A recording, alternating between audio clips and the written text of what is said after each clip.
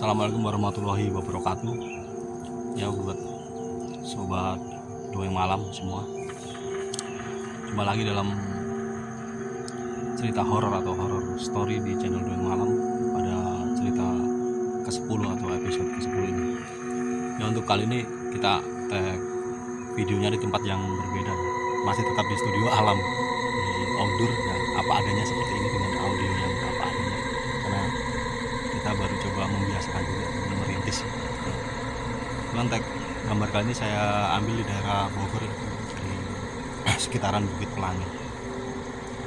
Ya untuk cerita kali ini saya akan membawakan sebuah cerita tentang aslinya almarhum Mbah Buyut saya yang saat itu berprofesi sebagai tukang lampu keliling, dan pada suatu momen Mbah Buyut ini mendapatkan kesempatan menginap di rumah seseorang yang kaya, dan ternyata di situ beliau akan ditumbalkan. Ya sebelum cerita kita mulai, saya ucapkan terima kasih pada sobat semua yang telah subscribe, yang telah like, dan sudi mampir sekedar menonton channel ini. Saya doakan semoga selalu diberikan kesehatan, rezeki yang melimpah, serta diberikan kebaikan di dalam hidupnya. Ya,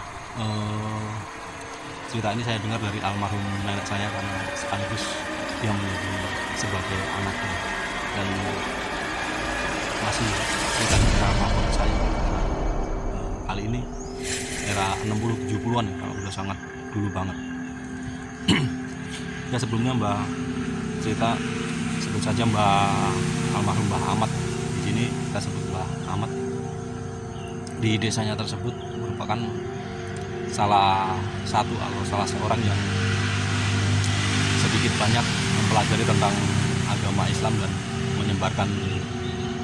membantu menyebarkan atau syiar Islam di sana. Dan untuk saat ini model syiarnya ya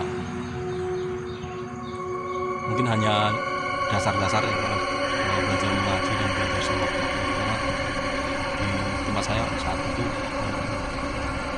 Islam belum masif seperti sekarang, informasinya masih terbatas.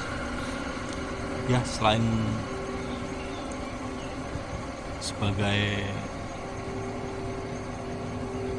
apa ya, pendakwah di guru ngaji lah, sebagai guru ngaji di kampung, Mbah Ahmad ini juga berprofesi sebagai penjual lampu minyak. Sekarang lebih dikenal dengan lampu teplok yang jenisnya macam-macam, dari baik kaca, semprong, dan pokoknya ada yang model tank yang semuanya pakai sumbu. Itu sekitar mungkin tahun 60-an, 60-70 kalau nggak salah, karena nenek saya pas masih kecil. Ya sebagai penjual lampu di zaman dulu tuh belum pakai alat transportasi atau apa, jadi berjalan kaki, dan untuk membawa barangnya sendiri dengan dipikul depan belakang. Dan Mbah Ahmad ini membeli barangnya bisa di Klaten maupun di daerah Klaten maupun di daerah Solo. Kemudian dia berkeliling dari kota ke kota. Jadi satu minggu itu dia berkeliling, misalnya daerah Klaten, satu minggu itu dia ngumpul daerah Klaten, nah nanti pulangnya seminggu sekali. Dan selama berkelilingan otomatis nggak bakalan pulang ya, karena sangat nggak mungkin banget pulang dengan berjalan kaki untuk menempuh mungkin ratusan kilo. Jadi berjalan kaki itu berkeliling selama seminggu. Nah, untuk bermalam ini bisa di tempat musola, numpang di rumah Pak RT, Pak RW, perangkat desa maupun balai desa, ataupun ada orang baik yang bersedia menampungnya untuk bermalam di rumahnya saat itu. Dan apabila bermalam di tempat warga atau Pak RT atau perangkat desa, juga sebenarnya nggak ingin gratis, jadi dia memberikan entah uang, entah barang atau apa sebagai pengganti dia telah diberikan tempat untuk tidur di situ. Nah pada suatu momen Mbah Ahmad ini ke daerah, nggak usah disebut ya, daerah agak barat gitu. Dia berkeliling ke sana karena waktu itu sudah sore, jadi inisiatif mencari tempat menginap atau mencari untuk tempat tidur karena sudah terbiasa melakukannya. Dia Mbah Ahmad ini biasa dengan mudah mendapatkan tempat tidur. Ada orang yang baik hati memberikan tempat makan, kalau pas nasibnya bagus ya ada yang memberi makan, ada yang ngajak ngobrol, kasih teh dan macam-macam gitu. Karena zaman dulu tuh kecurigaan, belum ada kecurigaan seperti sekarang ya kan. Karena kalau ada orang asing tuh udah bawaannya ilfil aja, ini mau berbuat jahat atau gimana. Ya singkat cerita, karena sudah sore kemudian biasa dia ngobrol-ngobrol gitu dan bertemu dengan seorang orang ibu-ibu yang menawarkannya tempat untuk tidur bermalam untuk satu malam ini.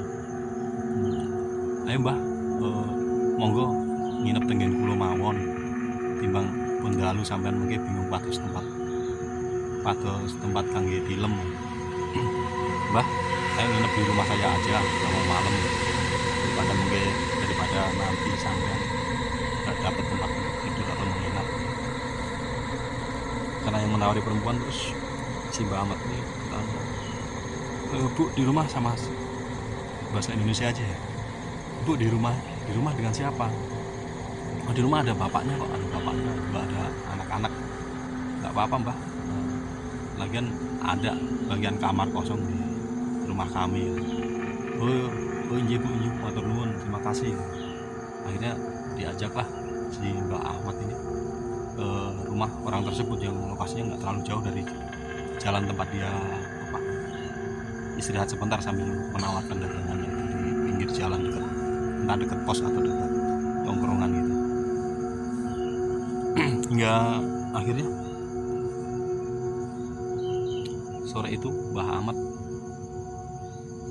sampai di sana dan dijamu makan malam dan minum teh dan permintaan dan menawarkan berbagai macam makanan yang saat itu terbilang cukup mewah. Mbah mau apa mbah? Disuguhin kue-kue, jajan pasar, terus makan malam dengan makan yang enak-enak. Untuk saat itu daging ayam, telur itu termasuk makanan yang mewah dan langka. Karena merasa orang numpang, jadi si Mbah Ahmad ini hanya makan seadanya saja. Jadi makan sesuai dengan apa yang ingin dia makan, nggak terlalu berlebihan. Sorry, ada helikopter lewat, maklum di outdoor soalnya, di luaran. Ya singkat cerita, setelah itu tibalah waktu malam hari dan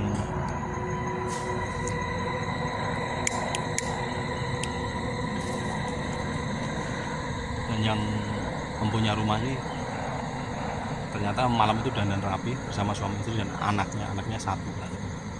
Dan simbah yang baru selesai makan disuruh sholat isya, kemudian si ibunya ini bilang, Mbah, sampai di rumah sendiri dulu ya, saya mau ada jagung ke tempat saudara agak jauh, sampai nginep sini aja, ntar pagi saya pulang. Nggak apa-apa, nggak usah mikir ini itu, katanya. Saya percaya kok sama Simbah. Loh bu, Simbah menjawab, loh saya nggak enak dong, saya nginep di sini tapi ibu sama bapaknya pergi. Udah nggak apa-apa pak, nggak usah dipikirin, kata bapaknya. Nggak apa-apa, udah istirahat aja, besok pagi kita pulang kok. Pulang juga paling jam 3 jam 4 udah nyampe rumah lagi. Karena udah terlanjur masuk dan makan di rumah itu, akhirnya si Mbah Ahmad ini, oh ya udah, terpaksa dengan rasa nggak enak ya, sebagai orang Jawa klasik, rasa nggak enak banget. Akhirnya Mbah Ahmad ini menerima orang untuk menginap di situ. Dan akhirnya si yang punya rumah ini pun akhirnya pergi ke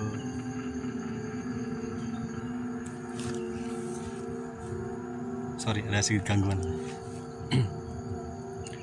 Ya akhirnya bermalamlah Mbah Ahmad di situ, dan setelah sholat isya dia kan belum mandi, akhirnya mandi dan ganti baju dan istirahat karena Mbah Ahmad kan pasti membawa baju, dan menempati kamar yang ditunjukkan oleh yang punya rumah itu untuk tidur.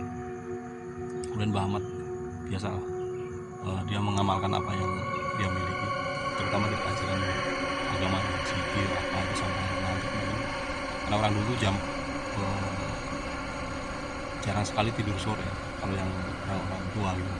Berarti di atas jam 10, 11, mungkin jam 12 malam, entah berzikir entah apa, yang bermanfaat waktu itu. Akhirnya sekitar jam 12 Mbah Ahmad ini tidur dengan di dalam rumah itu penerangannya menggunakan lampu minyak semuanya, jadi masih agak remang-remang. Begitupun di dalam kamar Mbah Ahmad itu sendiri yang ditempati. Setelah Mbah Ahmad tiduran dan tidur itu sekitar jam 1, ada suara gembluduk katanya dari luar, duduk. Nah, di sela-sela suara itu kemudian Mbah Ahmad yang masih tidur ayam itu mendengar suara yang berat, percakapan suara dua orang laki-laki yang berat, yang suara besar dan berat, agak sedikit ngebas menggelegar lah katanya. Oh, iki sing pangan awake dhewe, gak ayo dipangan. Oh, ini yang untuk jatah makan kita, ayo sekarang kita makan. Jare simbok panganane awake dhewe iki saiki gitu. Kata ibu, makanan kita sekarang ini nih, orang ini ya gitu. Mendengar itu Mbah Ahmad pun sedikit berpikir, bingung kan di dalam situ kan, di dalam rumah itu dia hanya sendirian, kok ada dialog, ada orang bercakap-cakap ngomongin makanan, ini apa? Nah, setelah itu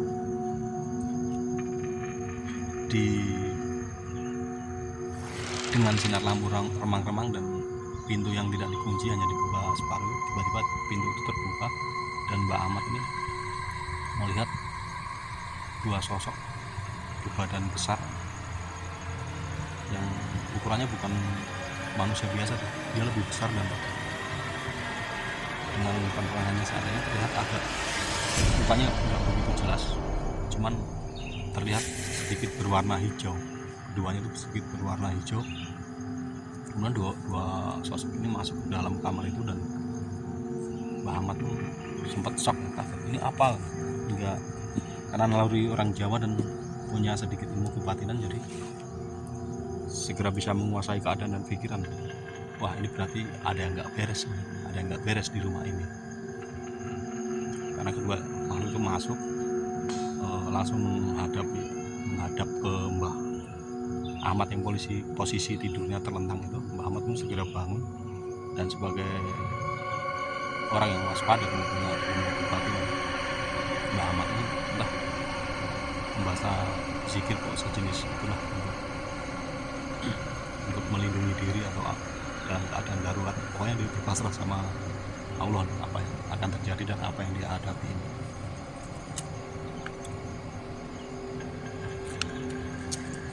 Hingga salah satu makhluk itu pun yang suaranya laki-laki dan posturnya memang laki-laki berbadan besar itu pun memberi komando, ayo dimakan, ayo dipangan saiki, ayo dimakan sekarang kan.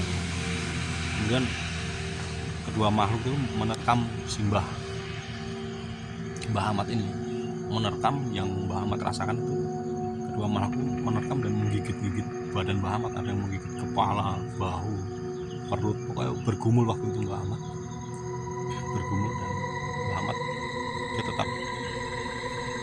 tetap meringkuk untuk bertahan, defense, karena kalau untuk bertarung atau bergulat dua makhluk ini yang visualnya hampir berwarna hijau, silut hijau itu terlihat besar dan fisiknya ternyata cukup kuat.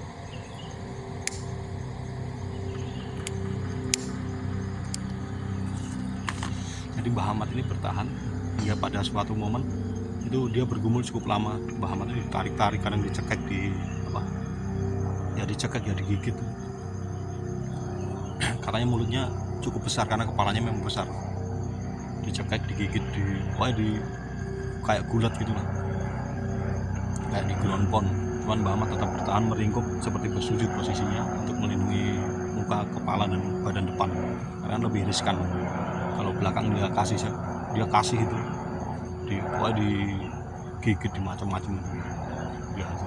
Hingga pada suatu momen salah satunya sosok itu atau makhluk yang berwarna hijau, hampir berwarna hijau itu berteriak, "Wah, atos mbok, aku ora kuat." Kedua makhluk itu pun disusul dengan makhluk yang satu lagi.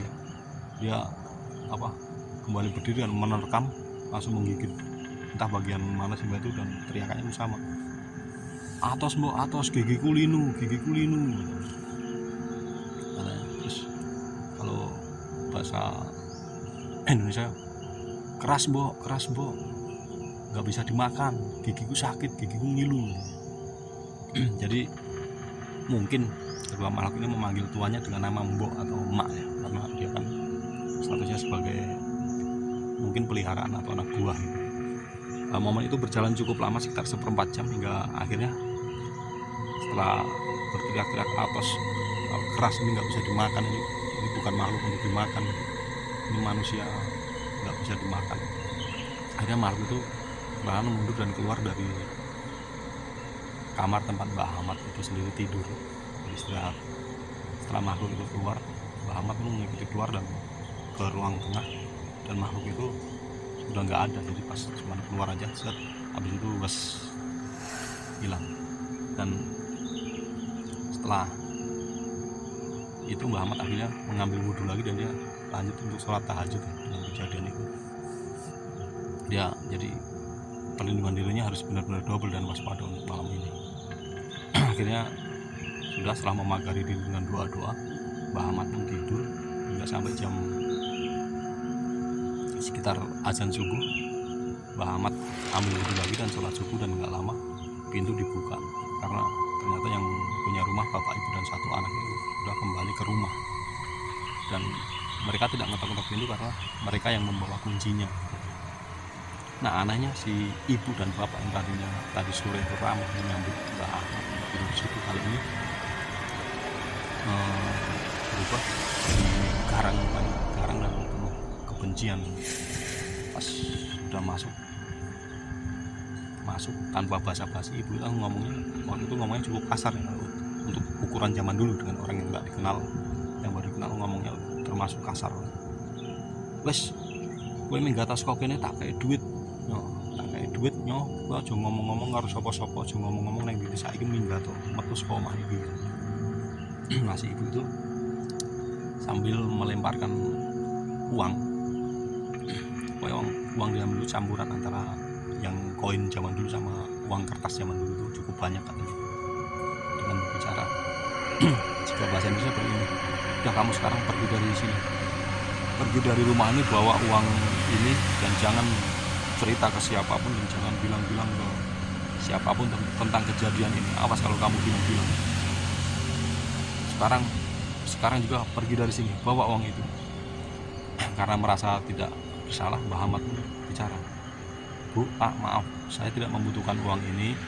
Saya sudah terima kasih dikasih tempat untuk beristirahat yang nyaman, dan tadi malam saya diberikan jamuan, makanan, dan cemilan yang membuat saya kenyang. Semoga menjadi amal jariah ibu, semoga menjadi amal ibu dan bapak semua. Saya terima kasih. Saya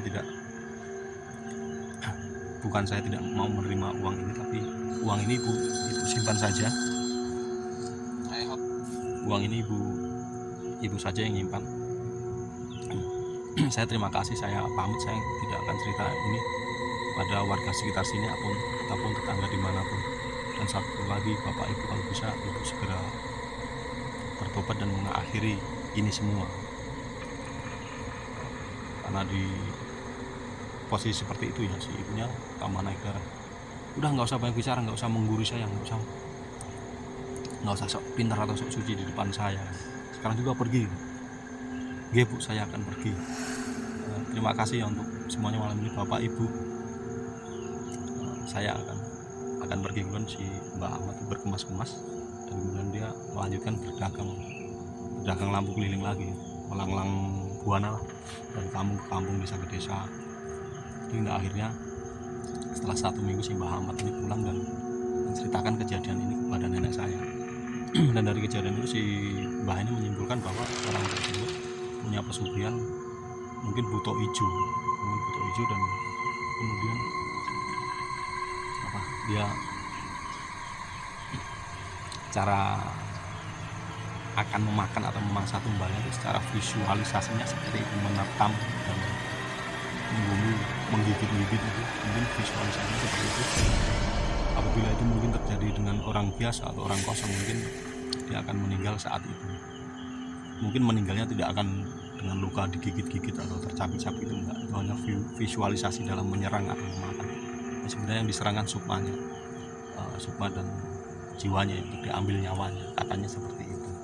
Karena tak bisa dipungkiri memang zaman dulu itu pesugihan adalah hal familiar seseorang untuk mendapatkan kekayaan secara instan, dan itu bukan hal tabu untuk zaman dulu, karena memang pelajaran agama dan pengetahuan serta ini belum seperti sekarang, jadi logikanya itu masih sebatas duniawi saja. Ya, nampaknya cerita tentang Mbah Ahmad yang sebagai tumbal yang gagal, sebagai orang yang gagal ditumbalkan pemilik buto ijo itu sendiri, sampai di sini dulu. Ini adalah pengalaman real yang diceritakan dari almarhum Mbah Ahmad ke nenek saya, dan dua-duanya sudah almarhum sekarang. Semoga mereka diterima amal ibadahnya, ditempatkan di taman surganya Allah Subhanahu wa Ta'ala. Dan untuk cerita ini kita bisa berbagi pengalaman tentang bagaimana kebaikan yang tulus, bagaimana hal yang baik yang harus diambil dan hal buruk yang jangan diambil, terutama tentang pesugihan itu ya. Apalagi di zaman sekarang itu sudah kayaknya udah nggak kompatibel atau udah nggak cocok ya untuk dilakukan, apalagi sebagai kita makhluk beragama. Jadi ya, terima kasih untuk sobat semua yang sudah mampir dan menonton video tentang cerita horor ini. Sekali lagi saya ucapkan terima kasih yang udah subscribe, yang udah like, yang udah nonton video ini. Saya doakan semoga selalu diberi kesehatan, rezeki yang melimpah, dan mendapatkan semua kebaikan dalam hidupnya. Terima kasih, dan terima kasih atas semua supportnya. Dan mohon maaf memang selama ini videonya baru bisa tagnya seperti ini di outdoor, karena sekali lagi masih terbatas karena kondisi dan pekerjaan, dan tata bahasa belum tertata, karena belum terbiasa ngomong di depan kamera secara lancar. Jadi setiap kata yang akan saya ucapkan masih terpikir di sini dan belum nyampe di mulut. Dan jangan lupa bagi sobat semua yang punya pengalaman horor atau cerita horor yang ingin diceritakan kembali di channel ini sebagai pembelajaran ataupun sebagai nostalgia, bisa kirim dalam format audio dan video via email di jackminator@gmail.com. Nanti alamatnya akan ada di video paling belakang di teks itu, alamat emailnya, alamat email. Ya, terima kasih untuk semuanya. Wassalamualaikum warahmatullahi wabarakatuh. Salam dongeng malam.